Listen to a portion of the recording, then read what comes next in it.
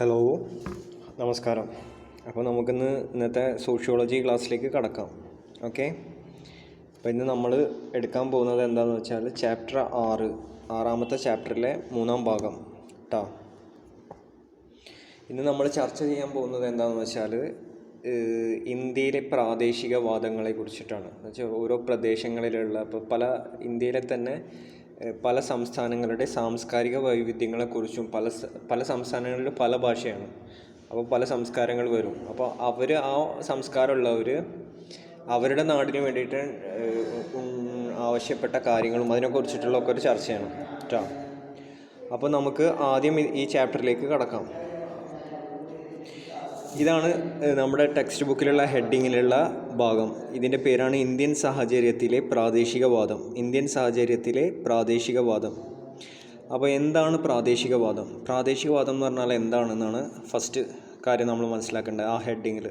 അതെന്താണെന്ന് വെച്ചാൽ രാജ്യത്തിൻ്റെ ഒരു പ്രത്യേക പ്രദേശത്തുള്ളവർ അവർക്ക് എന്തെങ്കിലും പ്രത്യേക കാര്യങ്ങൾ നേടിയെടുക്കാൻ വേണ്ടി നടത്തുന്ന വാദമാണ് പ്രാദേശികവാദം. ഇപ്പോൾ കുറച്ച് ഭാഷകൾ സംസാരിക്കുന്ന ഒരു പ്രത്യേക പ്രദേശത്തെ ആൾക്കാർ ഞങ്ങൾ ഭാഷ സംസാരിക്കുന്നവർക്ക് വേണ്ടിയിട്ടൊരു സംസ്ഥാനം വേണമെന്ന് പറഞ്ഞു. അതൊരു പ്രാദേശികവാദമാണ്. ഞങ്ങൾക്ക് ഒരു ഗവൺമെൻറ് വേണം, ഞങ്ങൾക്ക് സെപ്പറേറ്റ് ഗവൺമെൻറ് വേണം, ഞങ്ങൾക്ക് പ്രത്യേകിച്ച് ഞങ്ങൾക്ക് കുറച്ച് പൈസ തരണം എന്നൊക്കെ പറഞ്ഞാൽ അതൊക്കെ പ്രാദേശികവാദം തന്നെ. കാരണം ഒരു പ്രദേശത്തുള്ളവർ അവരുടെ ആ പ്രദേശത്തിൻ്റെ പ്രത്യേകത ഉള്ളതുകൊണ്ട് വാദിക്കുന്നതല്ലേ. അപ്പം അതിന് പറ്റിയൊരു ഉദാഹരണമാണ് നമ്മുടെ തെലുങ്കാന കേട്ടോ. ഇനി നമുക്ക് നോക്കാം, ഇന്ത്യയുടെ മാപ്പിനെ കുറിച്ച് നോക്കാം. ഇന്ത്യ സ്വാതന്ത്ര്യം കിട്ടുമ്പോൾ ഇങ്ങനെയായിരുന്നു. പല പ്രവിശ്യകളായിട്ട്, പ്രൊവിൻസസ് എന്ന് പറഞ്ഞതാണ് പ്രവിശ്യകൾ എന്ന് പറയാം. അപ്പോൾ അതിലെ മെയിൻ പ്രൊവിൻസുകൾ എന്ന് പറഞ്ഞാൽ 3 ഒന്ന് ബംഗാൾ പ്രൊവിൻസ്. ബംഗാൾ ഏത് ഭാഗത്തായിട്ട് വരും? ഇവിടെ. ഓക്കെ, ഈ വരച്ചതിൻ്റെ അവിടെ. അതേപോലെ ഉണ്ടായിരുന്ന ബോംബെ പ്രൊവിൻസ് ഉണ്ടായിരുന്നു. Central province Bombay. അതേപോലെ മദ്രാസ്. ഈ 3 മെയിൻ. ഇതിൻ്റെ അണ്ടറിലായിരുന്നു ബാക്കിയുള്ളതൊക്കെ. ഇനി അതല്ലാതെ ഈ വെള്ളയിൽ കൊടുത്തിട്ടുള്ള എന്താണെന്ന് വെച്ചാൽ നാട്ടുരാജ്യങ്ങളാണ്. ഈ രാജ്പുത്താന, കാശ്മീർ, ഹൈദരാബാദ് ഈ വെള്ളയിൽ കൊടുത്തില്ലേ. മൈസൂർ, കേരള, ഇതൊക്കെ തിരുവിതാംകൂർ കേട്ടോ. ഈ വെള്ള കൊടുത്തിട്ടുള്ളത് നാട്ടുരാജ്യങ്ങൾ എന്ന് പറഞ്ഞാൽ അവിടെ രാജാവാണ് ഭരിക്കുക. അത് ബ്രിട്ടൻ്റെ കൺട്രോളിലല്ല, പക്ഷെ ബ്രിട്ടൻ്റെ സഹായത്തോടെ രാജാക്കന്മാരാണ് ഭരിച്ചിരുന്നത്. ഓക്കെ. ഇനി എന്താണെന്ന് വെച്ചാൽ സ്വാതന്ത്ര്യം കിട്ടിയപ്പോൾ എന്തുണ്ടായി? ഈ സംഭവങ്ങളൊക്കെ കൂടി സംയോജിപ്പിച്ചിട്ട് ഇതുപോലെയാക്കി മാറ്റി. കട്ട് ചെയ്തിട്ട് എല്ലാവർക്കും തുല്യത എന്ന് വെച്ചാൽ നാട്ടുരാജാക്കന്മാരില്ല, ഒരു പ്രത്യേക പ്രവിശ്യകളില്ല, ഭാഷാ അടിസ്ഥാനത്തിൽ ഡിവൈഡ് ചെയ്യപ്പെട്ടു. ഓക്കെ. ഇനി നമുക്ക് അടുത്തത് നോക്കാം. ഈ ഭാഷാടിസ്ഥാനത്തിൽ ഡിവൈഡ് ചെയ്യപ്പെട്ട സംഭവങ്ങൾ എന്തായിരുന്നു എന്ന് വിശദമായിട്ട് നോക്കാം. ഓക്കെ. അപ്പോൾ ഇതിൻ്റെ ഹെഡിങ് നിങ്ങൾ കണ്ടില്ലേ, രാജ്യത്തിൻ്റെ പുനഃസംഘടനയും അനുബന്ധ സംഭവങ്ങളും. ഓക്കെ. അപ്പോൾ അതിൻ്റെ ചരിത്രമാണ് പറയുന്നത്. 1920-കളിൽ തന്നെ INC, ഇന്ത്യൻ നാഷണൽ കോൺഗ്രസ്, ഭാഷാപരമായ അതിരുകൾ തീരുമാനിക്കുന്നതുമായി ബന്ധപ്പെട്ട്, വെച്ചാൽ ഭാഷാപരമായ അതിർത്തി, ഇത്ര ഭാഷ സംസാരിക്കുന്നവർക്ക് ഈ ഏരിയ, ഈ ഭാഷ സംസാരിക്കുന്നവർ അപ്പുറത്തെ ഏരിയ, അങ്ങനെ അതിരുകൾ നിയമിക്കുക. ഈ ഭാഷക്കാർ ഇവിടെ എന്നൊക്കെ പറഞ്ഞിട്ട്. അപ്പോൾ ആ ഭാഷ അത് തീരുമാനിക്കുക. അതിൻ്റെ നിയമങ്ങളൊക്കെ ഈ ഇന്ത്യൻ നാഷണൽ കോൺഗ്രസ് 1920-കളിൽ കൊണ്ടുവന്നിട്ടുണ്ടായിരുന്നു. മാത്രമല്ല ഗാന്ധിജി അടക്കമുള്ള പല നേതാക്കളും ഇന്ത്യ സ്വാതന്ത്ര്യം കിട്ടിയാൽ ഭാഷാടിസ്ഥാനത്തിലാണ് ഓരോ സംസ്ഥാനങ്ങളും രൂപീകരിക്കുക എന്നൊക്കെ പറഞ്ഞിട്ടുണ്ടായിരുന്നു. പക്ഷേ അവിടെ ചെറിയൊരു ട്വിസ്റ്റ് സംഭവിച്ചു. എന്താണെന്ന് വെച്ചാൽ 1947 ഇന്ത്യക്ക് സ്വാതന്ത്ര്യം കിട്ടിയപ്പോൾ പാകിസ്ഥാനും വിഭജിക്കപ്പെട്ടു. ഇന്ത്യൻ പാകിസ്ഥാനായിട്ട് വിഭജിക്കപ്പെട്ടു. ഇതോടെ ആര് പേടിച്ച്? ഭരണത്തിൽ വന്ന കോൺഗ്രസ് പേടിച്ച്. കാരണം ഇനിയും ഈ ഭാഷയുടെ പേരിൽ സംസ്ഥാനങ്ങൾ വിഭജിക്കുകയാണെങ്കിൽ എന്തുണ്ടാവും? ഈ രാജ്യം ഇന്ത്യ പിന്നെ വിഭജിച്ച് വേറെ രാജ്യങ്ങളായി പോകുന്ന അവർക്ക് വല്ലാതെ പേടി വന്നു. ആ പേടി വന്നുകൊണ്ട് തന്നെ അവരൊന്നും മടിച്ച്. പക്ഷേ 1953 ഒക്ടോബറിൽ ഒരു സംഭവം ഉണ്ടായി. ആന്ധ്ര സംസ്ഥാനം എന്ന് വെച്ചാൽ തെലുങ്ക് സംസാരിക്കുന്നവർക്ക് വേണ്ടിയിട്ട് ആന്ധ്ര സംസ്ഥാനം ഉണ്ടാക്കണം എന്ന് പറഞ്ഞിട്ട് തെലുങ്കന്മാർ കൂടി സമരം ചെയ്തിരുന്നു. ആ സമരം ചെയ്തിരുന്നത് നേതൃത്വം കൊടുത്തിരുന്ന ആൾ പോറ്റി ശ്രീരാമലു എന്ന് പറയുന്ന ആളാണ്. ആളൊരു ഗാന്ധിയനായിരുന്നു. എന്ന് വെച്ചാൽ ഗാന്ധിജിയുടെ മാർഗത്തിലുള്ള നിരാഹാര സമരമായിരുന്നു മൂപ്പര് ചെയ്തത്. മൂപ്പര് നിരാഹാര സത്യാഗ്രഹം അനുഷ്ഠിച്ചിട്ട് അങ്ങനാണ്ട് കുറച്ച് ദിവസം കഴിഞ്ഞപ്പോൾ മരണപ്പെട്ടു. അതോടെ സംഭവം ആകെ വഷളായി, ആകെ അക്രമം ഇതൊക്കെ ആയി.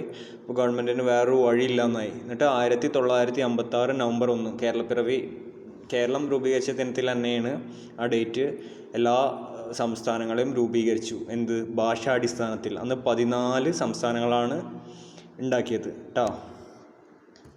പക്ഷെ അവിടെ ശ്രദ്ധിക്കേണ്ട വേറൊരു കാര്യം ഞാൻ അടുത്ത പോയിന്റിൽ പറയുന്നത് എന്താണെന്ന് വെച്ചാൽ, നമ്മുടെ പല നേതാക്കൾക്കും ഭയങ്കര പേടിയായിരുന്നു. കാരണം ഇന്ത്യ പാകിസ്ഥാനും ഇതായിപ്പോയല്ലോ. ഇനിയിപ്പോൾ പല ഭാഷകളിലുള്ളപ്പോൾ കേരളം, തമിഴ്നാട് അങ്ങനെ ഭാഷയുടെ അടിസ്ഥാനത്തിൽ മാറ്റിയാൽ ഇനിയും ഇത് സ്പ്ലിറ്റായി പോവുമോ, ഇനിയിപ്പോൾ വേറെ രാജ്യങ്ങളായി മാറുമോ എന്നൊക്കെ പേടിച്ചിരുന്നു. പക്ഷെ എന്താ ഉണ്ടായതെന്ന് വെച്ചാൽ നേരെ ഉൾട്ടയാണ് ഉണ്ടായത്.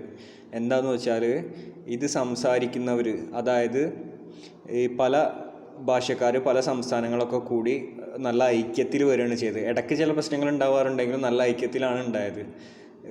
ഈ തീരുമാനം നല്ല തീരുമാനമാണെന്ന് ആൾക്കാർക്ക് മനസ്സിലായത്, നേതാക്കൾക്ക് മനസ്സിലായത് രണ്ട് സംഭവങ്ങളാണ്. ആ രണ്ട് സംഭവങ്ങൾ ശ്രീലങ്കയിലും പാകിസ്ഥാനിലും ഉണ്ടായതാണ്. എന്ന് വെച്ചാൽ പ്രാദേശികമായി ഈ ഭാഷകളെ പേരിൽ, ഇപ്പോൾ ഈ ഭാഷകളുടെ പേരിൽ ഇവർക്ക് സംസ്ഥാനം വേണമെന്ന് ആവശ്യപ്പെട്ടപ്പോൾ ഇന്ത്യൻ ഗവൺമെൻറ് പരിഗണിച്ച്. പക്ഷേ ഇതേപോലെ ഓരോ പ്രാദേശികമായിട്ടുള്ള എന്ന് വെച്ചാൽ ലോക്കലായിട്ടുള്ള ആൾക്കാരുടെ ആവശ്യങ്ങൾ പരിഗണിക്കാതിരുന്നപ്പോൾ ഈ ശ്രീലങ്കയിലും പാകിസ്ഥാനിലും ചെറിയ വിഷയങ്ങളുണ്ടായി.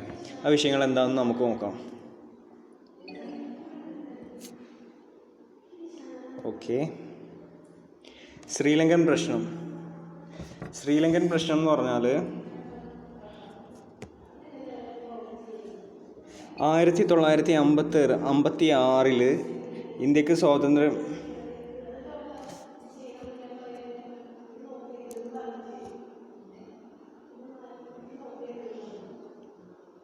1956 തമിഴ് വംശജരുടെ എതിർപ്പ് എന്ന് വെച്ചാൽ തമിഴന്മാർ എന്തുണ്ടാക്കി, ഈ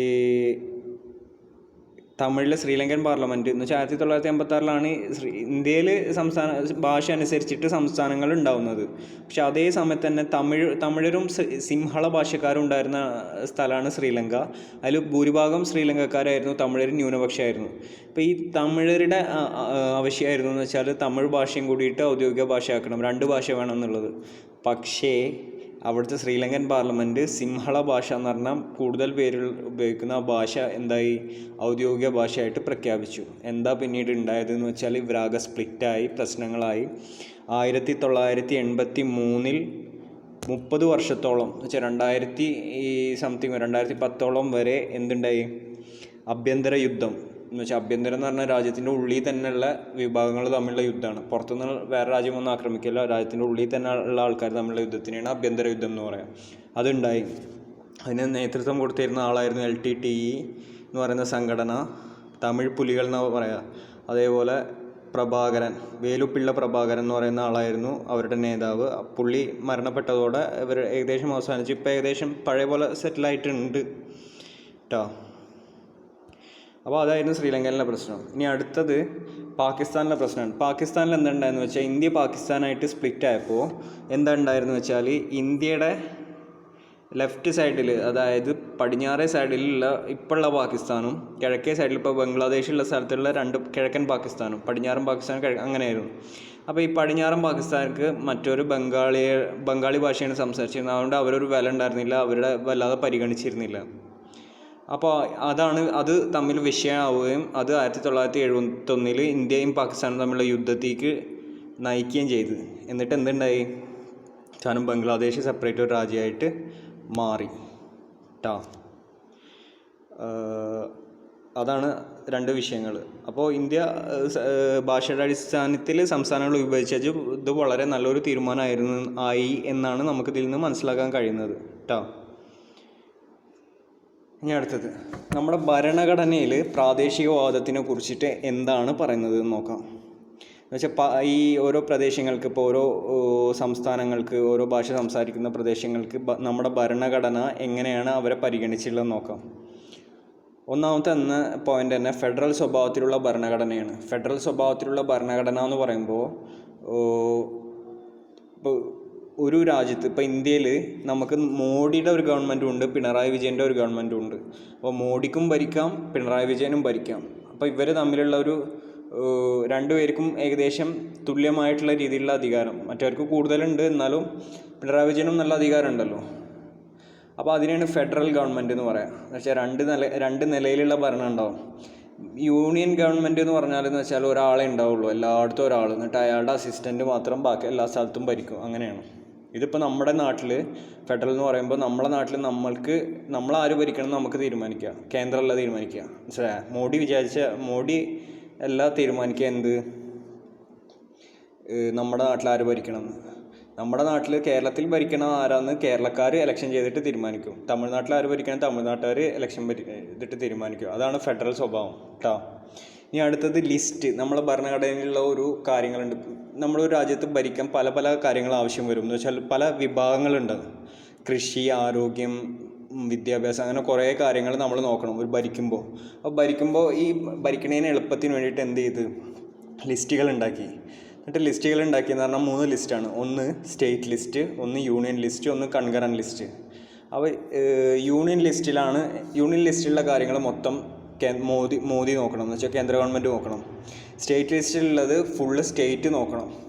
കൺകറൻറ്റ് ലിസ്റ്റിലുള്ളത് 2 പേർക്കും നോക്കാം. അങ്ങനത്തെ കാര്യങ്ങൾ കേട്ടോ. ഡൗട്ട് ഉണ്ടെങ്കിൽ പേഴ്സണലായിട്ട് ചോദിക്കണേ,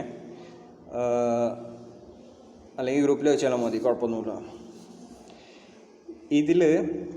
അപ്പോൾ ഇതൊരു നല്ല കാര്യമായിരുന്നു. കാരണം സംസ്ഥാനങ്ങൾക്ക് സ്വയമായിട്ട് തീരുമാനിക്കാൻ അധികാരം എടുക്കാൻ പറ്റും. സംസ്ഥാനങ്ങൾക്ക് സ്വയമായിട്ട് ഒരു അധികാരം കിട്ടുകയുള്ളൂ എന്തിന്, ഭരിക്കാൻ ചില കാര്യങ്ങളിൽ. അപ്പോൾ ലിസ്റ്റ് അത് പ്രാദേശികവാദത്തെ അനുകൂലിച്ചിട്ടുള്ള ഒരു സംഭവമായിരുന്നു ഭരണഘടനയിൽ.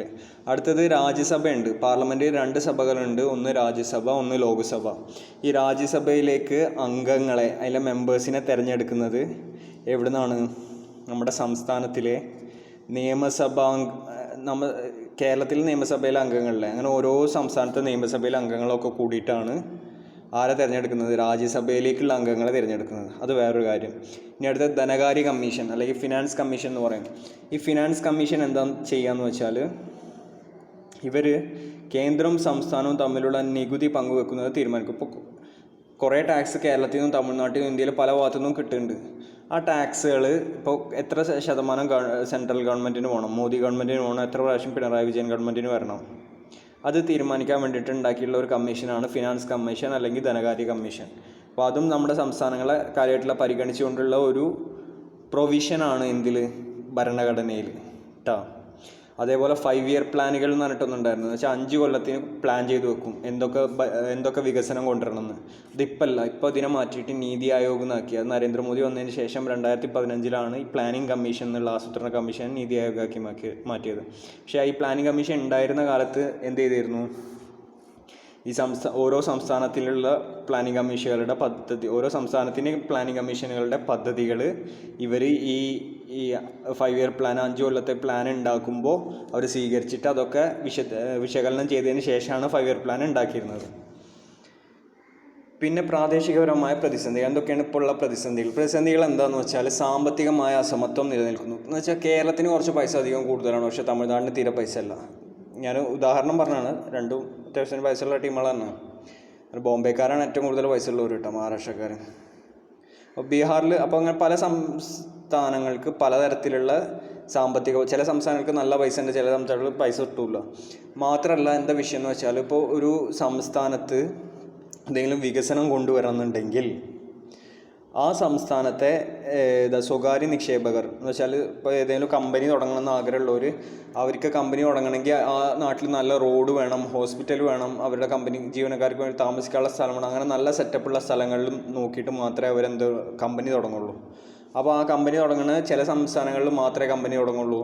അപ്പോൾ ആ സംസ്ഥാനങ്ങൾക്ക് കുറേ പൈസ കിട്ടും. കമ്പനി തുടങ്ങാത്ത ആകെ ഗ്രാമീണ ആൾക്കാർക്ക് ഒന്നും കിട്ടില്ല. അങ്ങനെയൊക്കെ വിഷയം വരും. അപ്പോൾ എന്താണെന്ന് വെച്ചാൽ വ്യത്യാസം വരും. മനസ്സിലായോ? അങ്ങനത്തെ പ്രതിസന്ധി ഇത് രണ്ടുമാണ് മെയിൻ പ്രതിസന്ധി. ഇപ്പോൾ രണ്ടാമത് പറഞ്ഞ സാമ്പത്തിക അസമത്വം എങ്ങനെ ഉണ്ടാവുന്നു എന്നുള്ള പോയിൻ്റാണ് കേട്ടോ. ഓക്കെ, അപ്പോൾ ഇന്നത്തെ ക്ലാസ് അവസാനിക്കുകയാണ്. ഡൗട്ടൊന്നും ആരും ചോദിക്കണില്ല. ഡൗട്ട് ഉണ്ടെങ്കിൽ ചോദിച്ചോളൂ കേട്ടോ. ശരി.